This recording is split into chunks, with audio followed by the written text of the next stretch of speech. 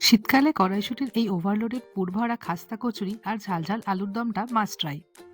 যা বানাতে প্রথমেই আলুগুলির সামান্য নুন হলুদ দিয়ে সিদ্ধ করে নিয়ে জল ঝরিয়ে রেড চিলি পাউডার দিয়ে ভেজে নিলাম। এরপর আলুগুলো তুলে নিয়ে ওই তেলের মধ্যেই দিয়ে দিলাম তেজপাতা, গোটা গরম মশলা এবং সাদা জিরে।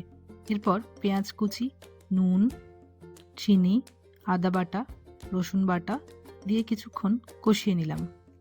সবকিছু একটু ভাজা ভাজা হয়ে গেলে এরপর কড়াইয়ের মধ্যে দিয়ে দিলাম দুটো কাঁচা লঙ্কা এবং টমেটো কুচি। এরপর কিছুটা কাশ্মীরি রেড চিলি পাউডার এবং ভাজা মশলা দিয়ে কষিয়ে আগে থেকে ভেজে রাখা আলুগুলো দিয়ে কিছুটা গরম জল দিয়ে ফুটতে দিলেই তৈরি ঝাল ঝাল আলুর দম। এবার পুর বানানোর জন্য একটা মিক্সিং জারে পরিমাণ মতো নিয়ে নিলাম কড়াইশুঁটি, সাদা জিরে, আদা, কাঁচা লঙ্কা এবং সামান্য জল দিয়ে বানিয়ে নিলাম একটা স্মুথ পেস্ট। এরপর কড়াইতে সামান্য রিফাইন অয়েলে সাদা জিরে, হিং দিয়ে পেস্টটা দিয়ে দিলাম। কিছুক্ষণ নাড়াচাড়া করার পর দিলাম 2 টেবিল স্পুন বেসন বাইন্ডিংয়ের জন্য। এরপর দিলাম সামান্য নুন ও ভাজা মশলা। কিছুক্ষণ কষিয়ে নিলাম যাতে পেস্টে থাকা জলটা পুরোপুরি শুকিয়ে আসে।